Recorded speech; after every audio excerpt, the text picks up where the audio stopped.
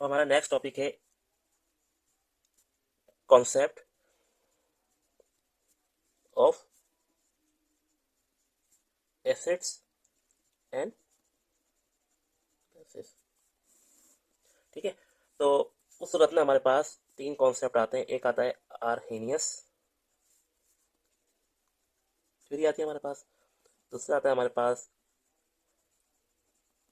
Brønsted लोरी theory, और तीसरा आता है हमारे पास वेस थ्योरी। ठीक है, ये तीन थ्योरी हमारे पास मौजूद है। अब हम क्या करते हैं कि सबसे पहले आरएनएस थ्योरी को हम डिस्कस करते हैं कि आरएनएस थ्योरी जो है वो क्या कहती है हमें। आरएनएस थ्योरी में क्या होता है कि आरएनएस थ्योरी में ये होता है कि ये कहा गया था कि एसिड जो होते हैं, acid gives H positive ions in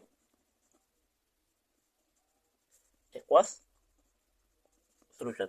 यानी एसिड जो होते हैं वो एक्वा सोल्यूशन के अंदर जो है वो H पॉजिटिव आयन देते हैं, जबकि बेसिस क्या होते हैं, बेसिस जो है gives OH negative ions in aqua solution. Acid जो है वो एक्वा सोल्यूशन के अंदर H पॉजिटिव आयन देते हैं, जबकि बेसिस जो है वो एक्वा सोल्यूशन के अंदर क्या कहते हैं, OH नेगेटिव के आयन, OH नेगेटिव आयन देते हैं। कि आरएनएस थ्योरी थी। जैसे हम एग्जांपल ले लेते हैं कि एक नाइट्रिक एसिड है हमारे पास HNO3। ठीक है, जब उसको हमने पानी में डाला तो वो क्या हुआ, डिसोशिएट हो गया किसमें, H पॉजिटिव आयन में और NO3 नेगेटिव में। ठीक है, इसी तरह से अगर हमने जब HCl लिया और उसे पानी में डाला तो वो डिसोशिएट हो गया H पॉजिटिव और Cl नेगेटिव में। यही कह रहे हैं कि HCl को अगर पानी में डाला जाए, यानी किसी भी एसिड को अगर पानी में डाला जाए तो वो डिसोशिएट हो जाएगा H पॉजिटिव में। ठीक है, और जबकि बेसिस में क्या कह रहे हैं कि वो अगर किसी कोई भी बेस ली जाए, जैसे NaOH स्ट्रॉन्ग बेस है, स्ट्रॉन्ग बेस ली गई तो वो डिसोशिएट किस में हो जाएगी, Na प्लस और OH नेगेटिव में। ठीक है, और दूसरी बेस कंसिडर कर लें, यानी CaOH2, तो Ca+2+2OH माइनस। ठीक है, तो आरएनएस थ्योरी में क्या था कि वो ये कहते थे कि जब किसी एसिड को एक्वा सोल्यूशन में डाला जाए तो वो क्या क्या दे देगा, H पॉजिटिव आयन दे देगा, जिसमें नाइट्रिक एसिड और हाइड्रोक्लोरिक एसिड ने दिया। और उन्होंने ये भी कहा कि बेसिस को अगर एक्वा सोल्यूशन में डाला जाए तो वो OH नेगेटिव का आयन दे देंगे, जैसे सोडियम हाइड्रोक्साइड ने दिया और कैल्शियम हाइड्रोक्साइड ने दे दिया हमारे पास। ठीक है, अब हमारे पास जो दूसरा कॉन्सेप्ट है वो है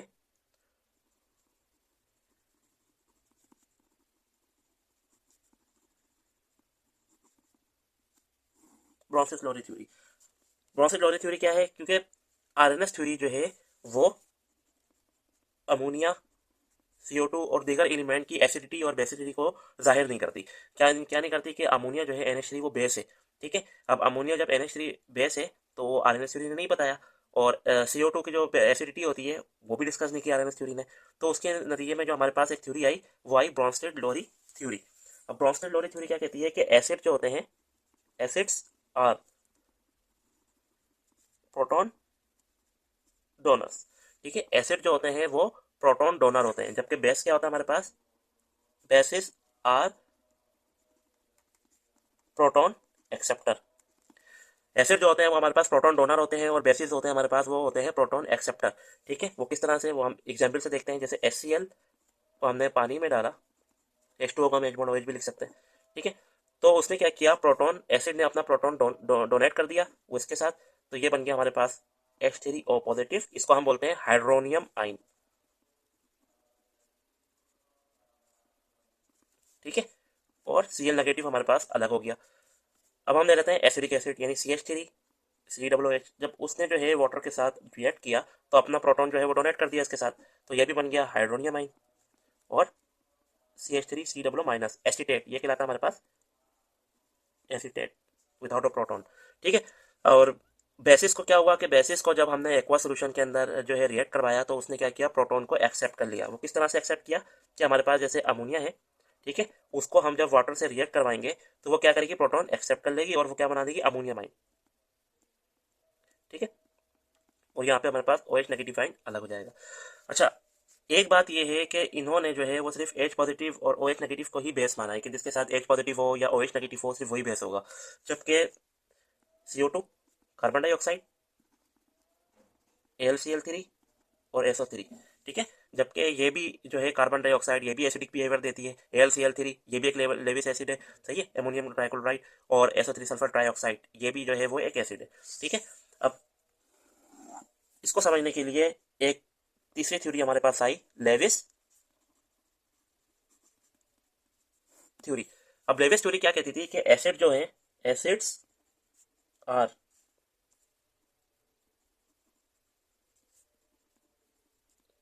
इलेक्ट्रॉन पेयर एक्सेप्टर, सही है। एसिड जो है वो इलेक्ट्रॉन पेयर एक्सेप्टर होते हैं, और बेसिस क्या होते हैं हमारे पास, bases are electron pair donor, ठीक है। अब क्या करते हैं कि इसके एग्जाम्पल समझ लेते हैं कि AlCl3 ये एक लेविस एसिड है, कि लेविस ने बताया था कि ये एक एसिड है, ठीक है। लेविस एसिड जब रिएक्ट कर लेगा आपके पास Cl नेगेटिव के साथ, तो वो क्या है, इलेक्ट्रॉन पेयर एक्सेप्टर है, तो वो क्या करेगा, एक्सेप्ट कर लेगा। तो वो बना देगा, इलेक्ट्रॉन एक्सेप्ट करके बना देगा AlCl4 नेगेटिव, और क्लोरीन हमारे पास ऐसे आ जाएगा, ठीक है।